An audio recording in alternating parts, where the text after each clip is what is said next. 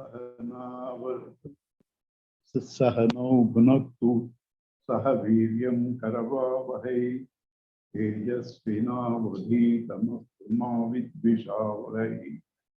ॐ शान्ति शान्ति शान्ति। हरिः ओम्। श्री गुरुभ्यो नमः। हरिः ओम्। गुरुर्ब्रह्मा गुरुर्विष्णुः गुरुर्देवो महेश्वरः गुरुरेव परं ब्रह्म तस्मै श्री गुरवे नमः। वसुदेवसुतं देवं कंसचाणूरमर्दनं देवकी परमानन्दं कृष्णं वन्दे जगद्गुरुं। समस्तजनकल्याणे निरतं करुणामयं नमामि चिन्मयं देवं सद्गुरुं ब्रह्मविद्।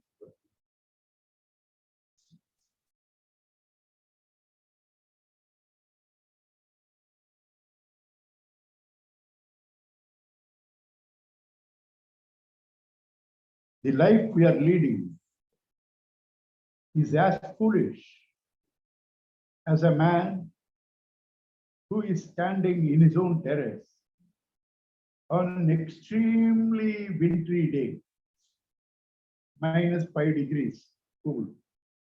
He's getting freezed. His own terrace. All that he has to do is get down and go into his house. But the fellow has lost memory and suffering. This is all our life. All our means who? Not ordinary people. Presidents, prime ministers, kings, great number one, number two in international industrialists, scholars, PhDs, doctorates.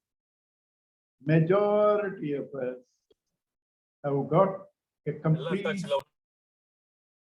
wrong identity about ourselves. And because of this wrong identity, we are suffering, which is completely unfounded. Supposing you take a scan and you were going in a train, next person also is, because all of you have probably got into the train from this same scanning center. We also got a scan. By mistake, you took a scan and go to doctor and say, doctor says you have cancer. You get frightened. And a lot of things he says. And he prescribes several things and you are about to do. But as luck would have it, somebody who knows something about medicine saw you and said, you can't have cancer. You can't have cancer. You are not gone down and you are energetic. There is no pain. You can't have cancer. Let us see your this thing, scan. As he opens, he sees the name. The name is different. And then he says, this is what? It's not your scan. This is what we are doing. We have taken this ID of the body, mind, intellect, and trying to feel we are sick. We are agitated. We are confused. So all our life we are trying to cater to a ghost that doesn't exist. You are trying to cater to a problem which does not exist. It takes for any person who is available to listen, even as I am talking, to know this you are not the body, mind, intellect, and to know who is this one you are. Because the one who is conscious of the body, the one who is conscious of the mind, the one who is conscious of the intellect is you. It takes half a minute. After that, all that you have to do in life is to say, this is me, that is not me. Over. You are the king of kings. It takes half a second. Instead of that, all your lifetime, even beyond that, you are catering to a false notion and suffering, which is humiliating for a human birth, because human birth is supposed to be rational, supposed to use intellect.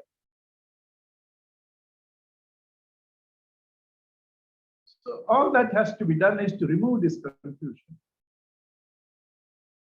The confusion can be removed by bringing out all false values in you. This is done through a process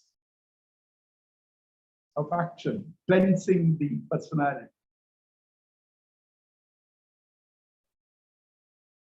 There are 3 stages in this. Reduce the vasanas, give yourself a direction to a higher goal, then try to contemplate and internalize, actualize that self-consciousness that you are. To reduce these vasanas is karma yoga. To give a direction is bhakti yoga. And to contemplate and get established in that is jnana yoga. So now we have taken the first yoga, karma yoga. This has 3 chapters, chapter 3, chapter 4, chapter 5. In all these,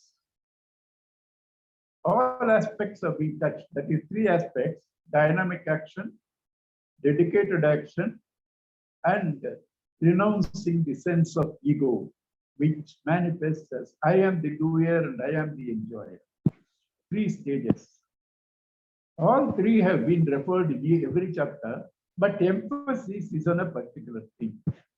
3rd chapter, emphasis is in dynamic action. You must act. 4th chapter is dedicated action. You let your actions be towards a selfless goal. 5th chapter is to renounce this false notion, ego, through renouncing the sense of doership and enjoyership. You must listen to this till you digest, because it seems to be simple when I'm talking to you. But they are very subtle. You have to digest them. So listen to them till you can internalize. In fact, I can tell you one secret. Any one of my talks, any one day, if you can totally internalize, you got everything. One talk, but totally internalize. Because every talk I talk all aspects. Especially emphasis is how to live as God. You are God, how to live as God. This is said in every class. So listen to one cassette at least, one talk at least, completely internalize without one doubt. You will not be the same. How can we miss this beautiful opportunity of trying to discover the God that we are, renouncing the confusion that I am this body, mind. So 3rd chapter has emphasis on action. 4th chapter is dedicated action. That dedicated action is called yajna. Any yajna is invoking a God or or an exalted principle. Invoking that, you offer something into the fire. So the fire outside yajnas, okay. But Veda Vyasa in the 4th chapter says outside yajnas, people cannot experience this exalted state because they get attached to that action. And that action is cumbersome. And in that action, they expect results. In that action, they have the sense of doership, enjoyership. So it's not the best. He says the best is in your life, make every action of yours an yajna. In every action, you are offering something into something to achieve something. So that offering, let it be into the fire in you. The fire in the eyes is hungry for forms. The fire in the ears is hungry for sounds. The fire in the belly is hungry for food. All the time we are feeding these fires. That's an yajna. But you are not aware. You don't have that attitude. You are not aware. You don't have the attitude. Make all of them yajnas. Offering forms to the deity behind the eyes through the fire, the hunger of the eyes. Eyes by themselves cannot see. Dead body cannot see. There has to be a life principle or a deity behind the eyes. Be conscious of that and offer forms to that. That becomes an yajna. What is important here? Conscious activity. You are doing the same thing, but now you are not conscious of what you are doing. You are trying to make all trifles into your life's goals, missing your real life goal. So make a conscious action. Store all your inputs into those fires in you. Different fires are there. Fire in the eyes, fire in the ears, fire in the belly, fire in the tongue. Pour all your actions into that and have that knowledge that what you pour into this fire is ultimately received by the deity behind it. The deities may be very initially different. The deity in the eye is different, the deity, but if you further evolve, you will find all these different deities are only expressions of the one main deity, the consciousness. This much you understand. Dedicate all your actions to know, to be, to experience this consciousness. That becomes yajna. Nearly about 12 yajnas he gives. All of them are concerned with our day-to-day activity. Then he hastens towards the end of the chapter. Because I have erugized the yajnas, do not think that is an end. Yajnas themselves are only means to cleanse your personality. End is to gain the knowledge that you are the God that you are searching for. You are the happiness that you are searching for. You are the immortality that you are searching for. This knowledge is the end of life. So that way, the fourth chapter takes us to knowledge through the yajnas. So let us just start from, I just brushed from the beginning of the chapter. So the first verse, Krishna says, I have given this knowledge to sun god, he has given to Ikshvaku, etc., etc. Arjuna asks, how you could have given to sun, you are only born. No? Krishna says, I have taken many avatars, you also have taken many lives, but because I am God, I remember all of them, like the ocean remembers all the waves, but the waves, though they are ocean only, they cannot remember. And why do you take births, Bhagavan? So it is to protect the people who are good and to correct the people who are not good. What do you mean good and not good? Good people who cling to spirit are good. People who cling to matter suffer. Therefore, they are called evil. Do not immediately or at any time judge anybody. He's a materialist. He's a spiritualist. Every spiritualist had been a materialist earlier. Every materialist will sometime become a spiritualist. Therefore, do not judge. Have sympathy, have love. But you do not fall into the trap. You don't fall into the trap.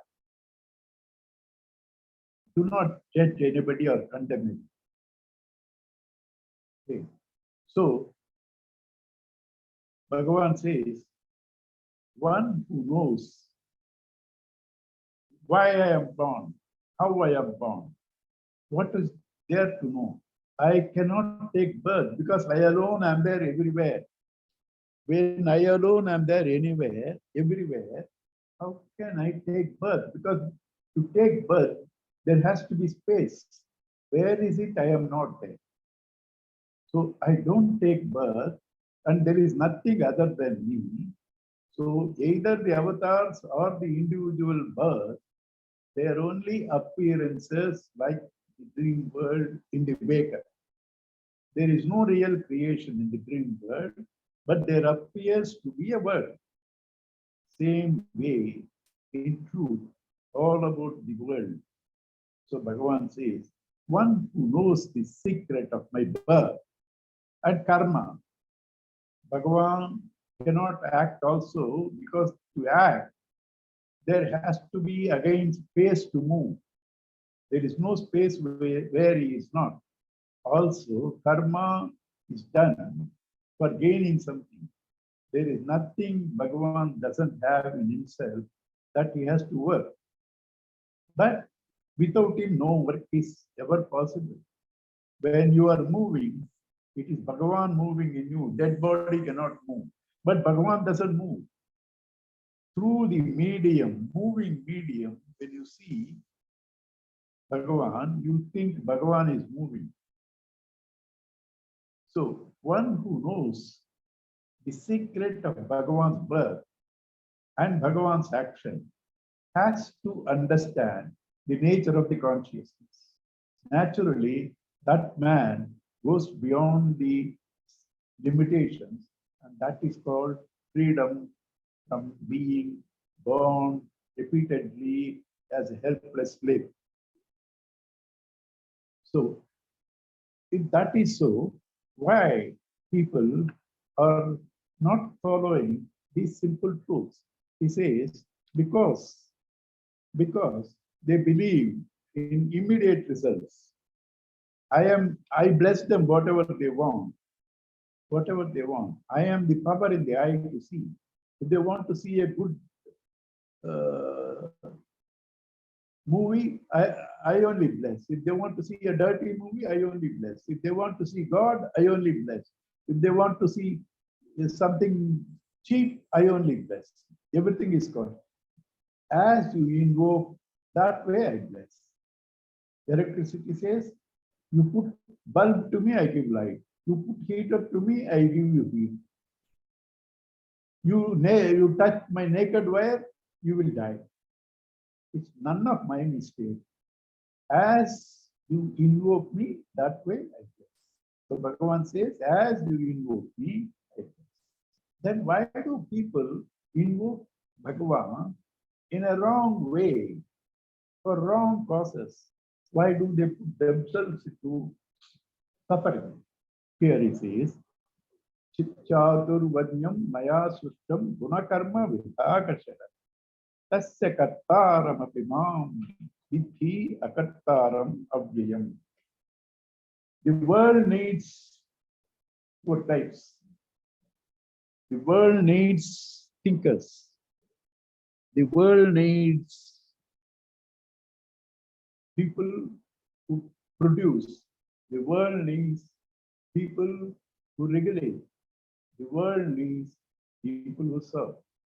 The thinkers are called Brahmanas.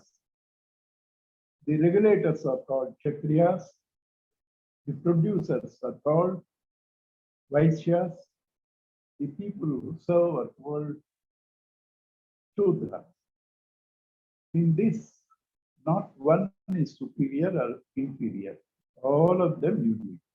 For example, Purusha Sukta says, head is Brahmana,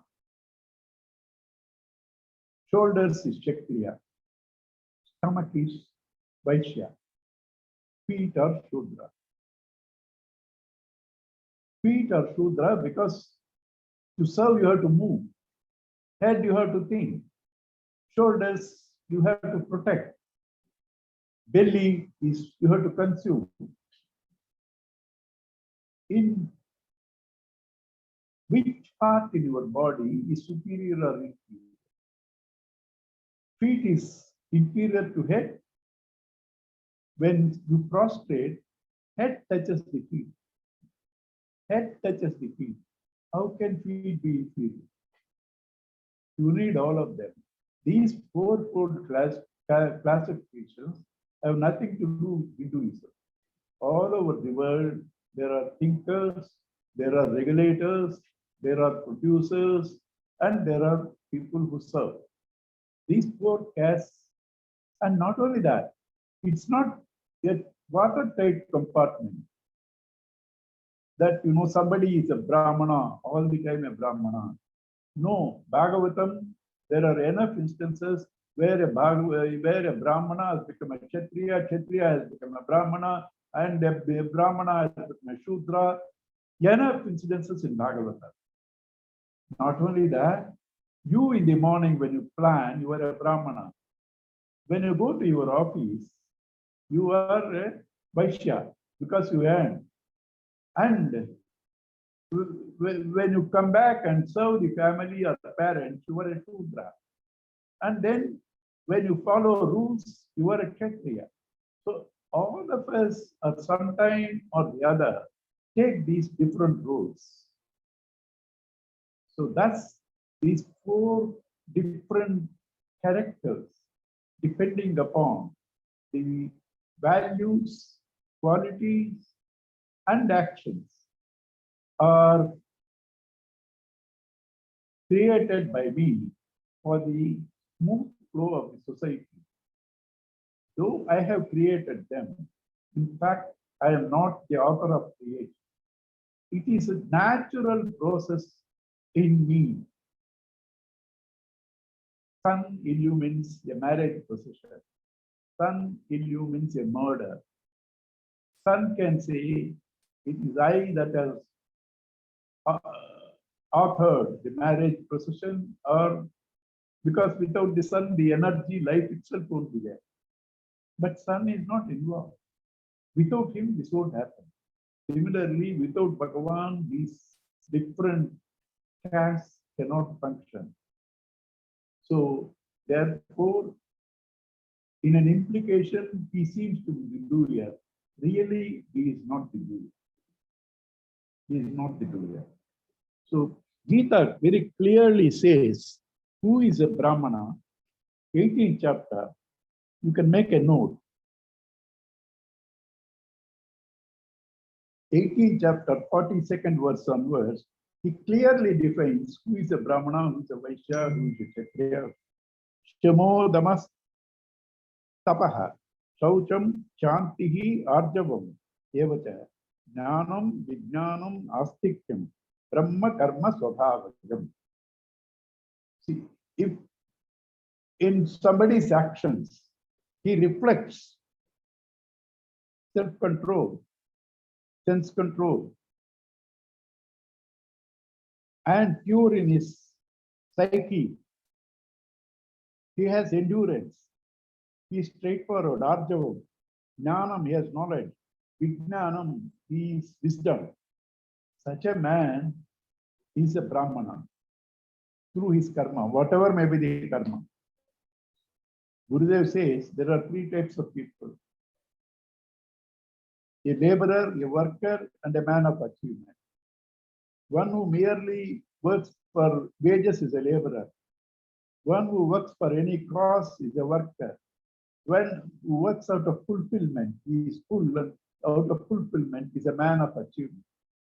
So also, these qualities should reflect in whatever action you are doing. Then a Shudra can be a Brahmana. If a Brahmana doesn't reflect these qualities, he can become a Shudra. Then, what about the Kshatriya? Shauryam, Tejo, Dhrutihi, Shauryam, valor. Tejaha, energy. Dhrutihi, fortitude. Daksham, capability. Yuddhecha apalayanam, not running away from battle. Dhanam, Ishvara bhavascha, one who is charitable, one who has the capacity to control and rule. These are Kshatriya karmas. Vaishya. Krushi, Vairaj, Krushi, Gauraksha, Vanajyam. Krushi, agriculture. Gauraksha, cattle. Vanajyam, trading. Vaishya karma svabhavajam. These are the characteristics of a Vaishya. Paricharyatmakam karma, serving others. Shudra, Shudrayapi swabhavajam. This is the Shudra quality. The next verse is the most beautiful verse. You must internalize that. Swe swe karmani abhirataha samsiddhim labate naraha swakarma nirataha siddhihi yatha vindati tatsunu. Please don't change. You are a Shudra serving others. Don't think you should become an advisor, Brahmana. You are a businessman. Don't curse yourself and wanting to be a politician or a Brahmana. All are the same because all are living at the body, mind, intellect level. They are all still vasanas. They are still false. So what is necessary is follow your own inclination, but be detached. Follow your own inclination, detached. Work towards a cause. Let your identification with the God. Then your vasanas gets exhausted, you become God. On the contrary, you think Brahmana is superior, your Shudra is inferior, and take that, you are now having two vasanas, Shudra and Brahmana together.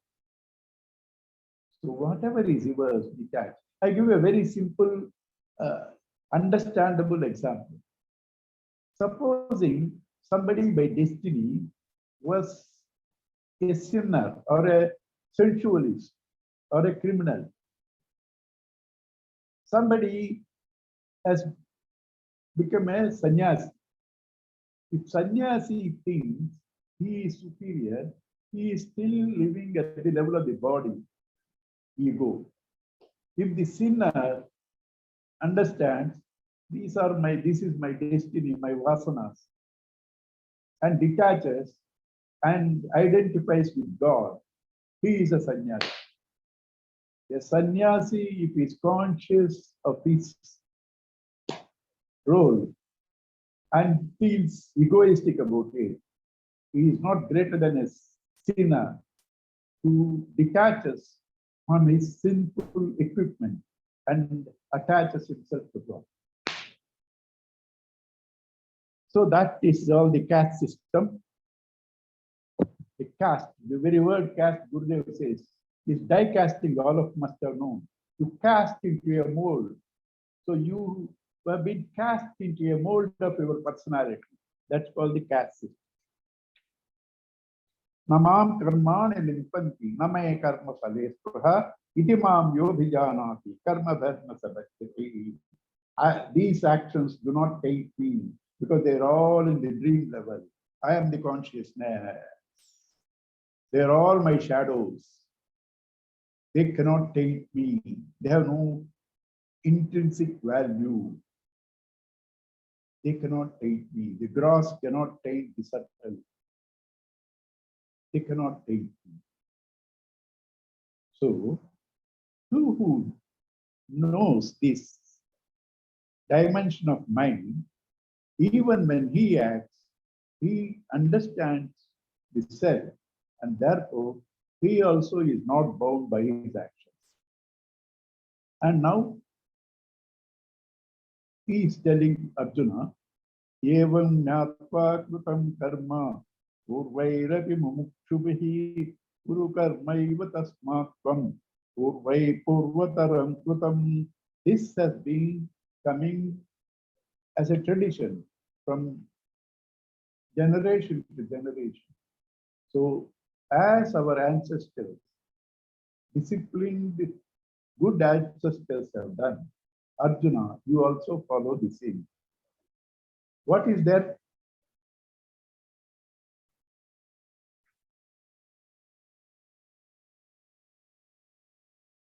What is there to follow? Kim karma kema karmeti tapayopyatra mohitaha tatte karma pravakshami yajnatva mukshase asubhat.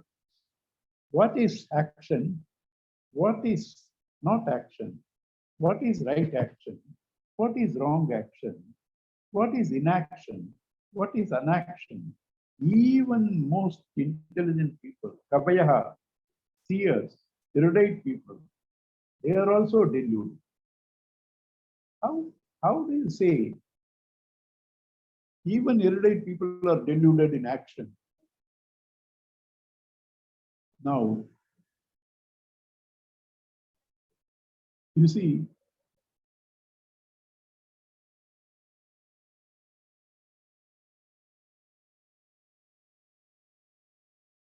there was a king called Bhuga. No, before that, I do another story that's beautiful. There was a mongoose, half-body gold. It came to Dharmaraja's Rajasuya Yaga and it rolled itself on the leftover leaves. Nothing happened. Its half body, which was already gold, was gold. Here, nothing happened. It laughed. Dharmaraja, Krishna Bhagavan asked, why are you laughing? Your yajna is nothing compared to that Brahmana's yajna. Why? That Brahmana's yajna, leftover leaves I rolled, half my body became gold. What is this? Who is that Brahmana? How did it happen? That Brahmana is a poor Brahmana. He was trying to eat whatever little he had. At that time, a few people came and he gave them the food and he starved. And that was a greater yajna than your Rajasuya ostentatious yajna. There, my body changed into gold. That is the simple secret of action. That is the simple secret of action. No action is great. No action is small. It is the attitude that makes it great or small. What is the right attitude? See the Bhagavan in all. love all, serve all. Close the book. Don't come to class next time. Kim karma kama karmeti kavayopyatra bhuhita tatte karma pravachya yajnatva mokshashesha. That secret of action, that which releases you from all these ashubhas, evils, amangalas, it will release. How? What is amangala? Anything that is happening to body is amangala. When you work in the right attitude, your vasanas have gone, you realize you are God, you have nothing to do with the body, you are freed from the amangala. Okay. So he is now giving a tip how to see this God in all, how to detach the view. Very important, that is next one. Karmano hyapi bodhavyam, bodhavyam cha vikarmanaha, akarmanacha bodhavyam, gahana karmano gatihi, karmano hyapi bodhavyam. You have to understand what is right action. Akarmanacha bodhavyam. Bodhavyam cha vikarmana. Vikarma, forbidden actions. Akarmanascha bodhavyam. You have to understand inaction. All our actions are broadly classified into activity and inactivity. Activity again is classified actions to be done, actions to be avoided. Actions to be done or called karma, actions to be avoided is called vikarma. Actions to be done, nitya karma, daily duties. Naimitya karma, occasional duties like shraddha and all. Kamya karma, desire prompted act. Vikarma, harming others, hurting yourself, unspiritual. And inactivity, not doing anything. There is another thing that will come. Gurudev will say, akarma. Akarma is not having the sense of doership. Not having the sense of doership. So, this akarma can have two. Laziness, not doing, and also the highest stage of acting without ego. You know, always there is a proverb, extremes meet. Extremes look alike. Both a dullard and a gnani look alike because both are quiet, calm. And now the next verse is the crux of all karma yoga. How to recognize the infinite in the finite. How to recognize the infinite in the finite. How to recognize an action in action. How to recognize action in inaction. Karmanya karmaya pasyet. Karmadicha karmaya sabuddhiman manusyeshu sayukta krishna karma kute. He who recognizes inaction. Inaction means he is acting, but he is conscious of that consciousness which does not act behind this apparent action. The hand moves. The consciousness which makes the hand move does not move. It is all pervading. So in the movement of the hand, he recognizes the non-moving consciousness. And in inaction and action in inaction.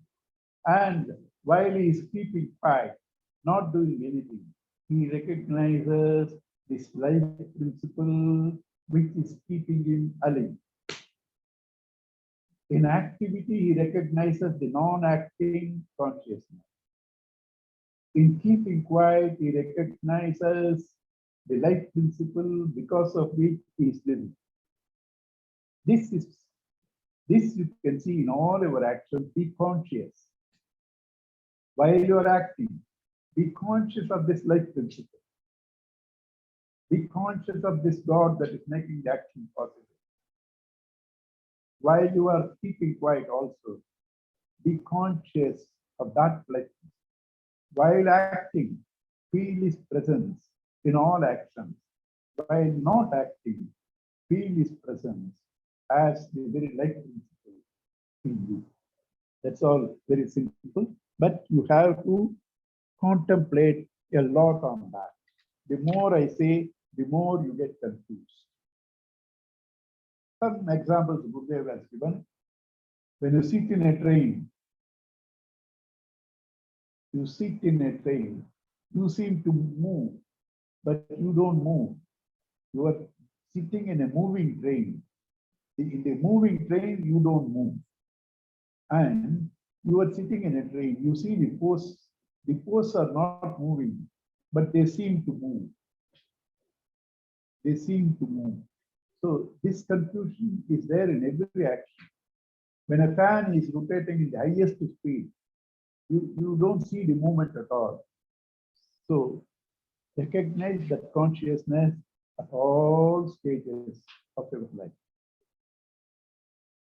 This is, and then he gives one more. He's slowly taking us to that principle of yajna. That's what he's doing. Step by step, he's taking us. Yasya sarve samarambhaha kama sankalpa varjitaha jnanagnitagdha karmanam tamahu panditam buddhaha. So, yasya sarve, whosoever his samarambhaha, undertakings, kama sankalpa varditaha, free from desires and purposes. Desire is wanting to possess or something. Sankalpa, I want to do this, I want to do that. Both are not there. Egoistic. That is, you can have a desire, you can have a sankalpa, but not egoistic desire and egoistic sankalpa. One who burns them in the knowledge of the self. Jnanagni datta karmana. One who burns his vasanas. One who thus is free from sankalpa and kama. Such a person, pandita, he is called a pandit, means a gnanavan. Buddhaha, the wise people call him a pandita. Pandita is a gnani. What is the basic principle? Next verse. Tyaktva karmapala sangam nityatrupto nirashrayaha karmanyabhipravrittopi naiva kinchit karoti saha. Having renounced his attachment to the fruits of action, ever contented in himself because of the happiness of the self. Nirashrayaha, not depending on anything external for his security and happiness. He recognizes himself as the consciousness which is immutable, infinite, and immortal, and blissful. Karmanyabhi pravrittopi naiva kinchit karoti. Such a man, he may be like an ordinary man, working, running, but that man knows what is life, what is not life, what is ego, what are the functions of the ego, what is the role of life principle. He knows all. And such a man, nirashiviyata chittatma tyakta sarva parigraha shariram kevalam karma kurvannapnoti kilvisham. Nirashi, free from hope. Hopeless, no. Hope is always future. A man who does not identify himself with the future. I want this, I must become this, all that. Yata chittatma, who controls his mind, tyakta sarva parigraha, having detached from all his possessions. Parigraha, possessions is past. Hope is future. Remove from your identity past and future. The ego is not there. You are God. What is your ID? I'm a man. That was your past birth. I am a Hindu. I am an Indian. All past memories. I'm a businessman. Remove it. I am going to be this. Remove it. What are you? When you remove both, you are the mere presence. You are the divine God. And such a man acts, but his actions are different from others. Shariram kevalam karma, purvan natmo till. He sees his body functions propelled by his vasanas. His vasanas want to transact with their aptitudes in the external world. Eyes want to see the form. Ears want to see the sounds. So they go after them. If vasanas propel the body, it goes after them. This man is a mere witness. He has nothing to do with that. Therefore, he doesn't get reactions. It is the ego that gets the reactions. Where there is no ego, there is no reaction. These reactions are called sins. Why the reactions are called sins? They give you sorrow. They make you dependent. They make you repeat. They make you take birth again and again. So these reactions are not there for a man who has no ego. Such a man, Gatasangasya Muktasya Jnanavasthita Chetasaha Yajnaya Charata Karma Samagram Pravadiyate. One who is devoid of attachment, established with this knowledge, does all his actions in the spirit of Yajna. Of that man, all the vasanas are destroyed. Gata Sangasya, free from attachment, Tasya, who is liberated from that dependence on results, established in the knowledge of self, does actions in the spirit of Yajna. All his vasanas get destroyed. This I don't have to explain much here. The next verse explains all that. And the next verse is a very famous verse which is chanted before you take the meals.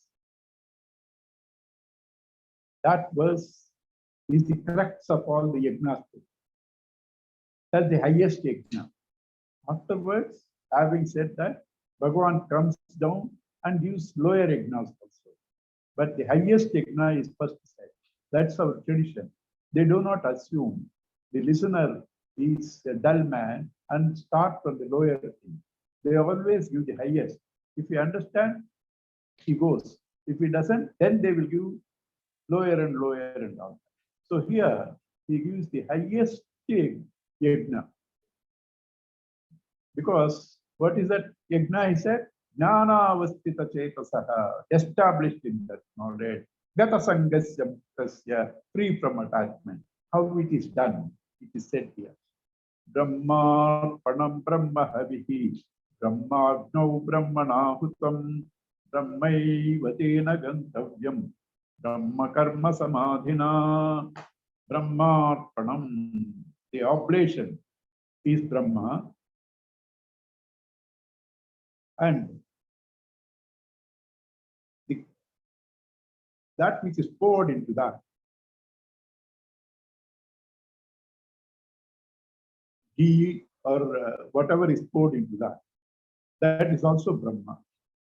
Brahmarpanam, Brahma havihi. Brahmagno, fire is also Brahma. And who is offering? Brahma.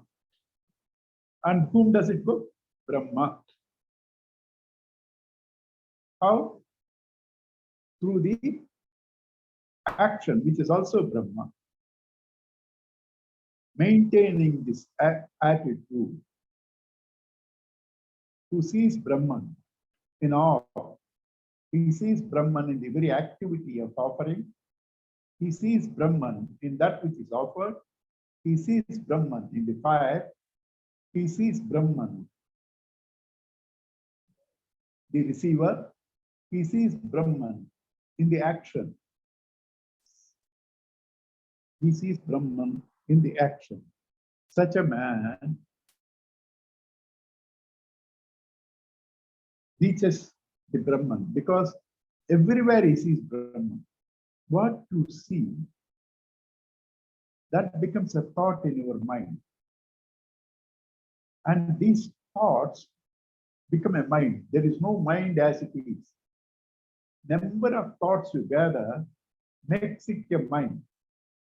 So if you are seeing only Brahman in everything, your mind takes the form of Brahman.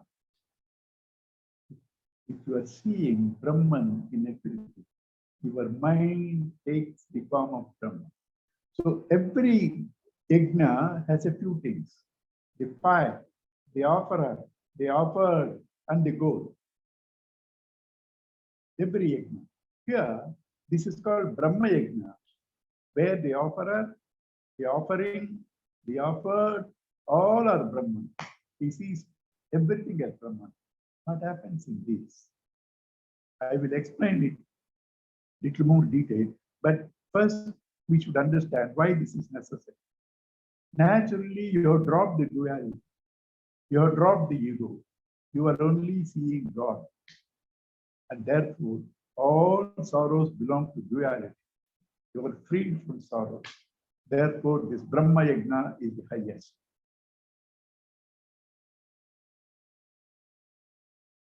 I will give this thing, what Gurudev gives the example, I will give. Before that, why it is chanted before food? You must be conscious. The food that you are eating is also Brahman. The hand that lifts the food is also Brahman. The mouth that receives is also Brahman. The stomach that goes is also Brahman. The various fires in you. I saw the food. Nose smelled the food. They are all fires. Tongue tasted the food. Stomach grabbed the food. All these are fires. Into that fires, what is that? Basically, life principle, God. What is this food? God only as existence. Food is also nothing but existence, God. So that God food, taken by the God hand, offered into the God stomach. Right? So you see everything God. And then you live in God. So that is to remind you while you eat also that everything is God. I am grateful to that God. To remember, to lift your mind in gratitude to that God. You chant it before eating. Now, to understand this principle, Gurudev gives a lovely example. You know, Ganesh Chaturthi, you go to Siddhi Vinayaka temple in Bombay, where a few lakhs people come. Pandal is put, huge pandal, a lot of crowd. You go there and bhajans and all that doing. Suddenly, there was fire. There was a complete stampede. Lot of people died. Lot of people died. At that time, you woke up. Means what? The temple was your dream. The pandal was your dream. The fire was your dream. The stampede was your dream. The death was your dream. So is this word. All expressions of that one life. So that is the highest yajna. Next, he comes down. If you are not able to do this, Daivameva pare yajnam yoginah padyupasate brahmagnau apare yajnam yajnenaivopajuhvati. Those who cannot see this Brahman everywhere, then they offer to their Ishtadeva, Deva Yajna. Others offer the same sacrifice, seeing their Atman alone as the Brahman. That's called Brahmaya. So here you see, Yajna has a fire. Yajna has a fuel. Yajna has a person who offers. But here, nothing, all mental. You make whatever actions in Yajna. You don't have to do separate actions. Next, Srotra Nindriyananye Samyamagnishu Dukvati Shabdadi Vishayananye Indriyagnishu Dukvati.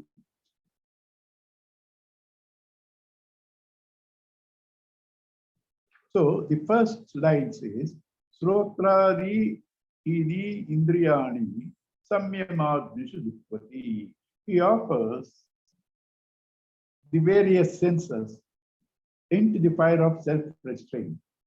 That is, he doesn't go after seeing, hearing, or tasting for his sense gratification. He controls at the level of the senses itself. This is called Dhamma.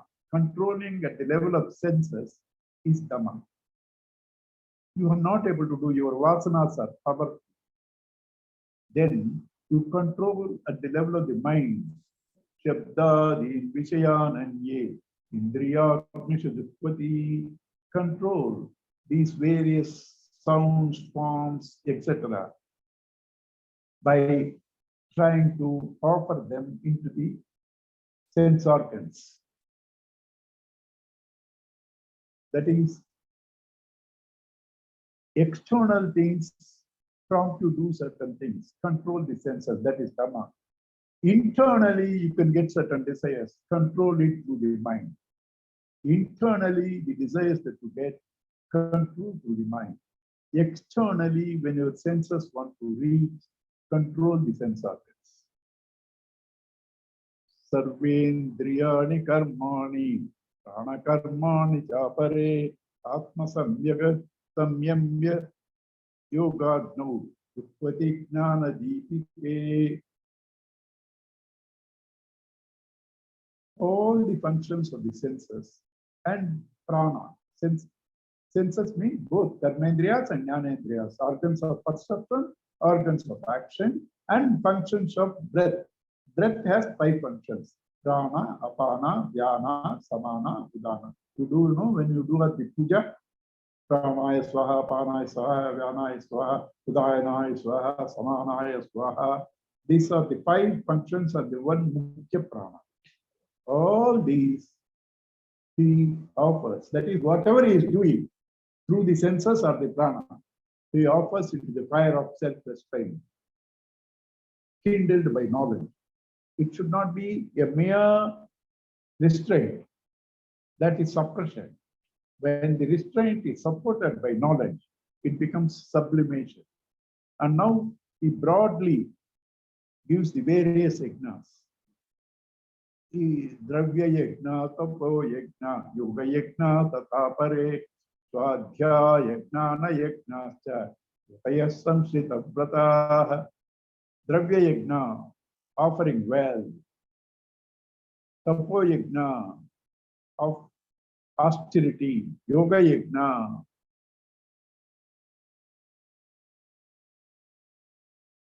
yoga yajna is integrating the mind intellect. Swadhyaya yajnas, reading scriptures. All these various yajnas, rigid vows, they are all taken by the people who have resolutary mind, rigid vows, right? These are the various types of yajnas they take.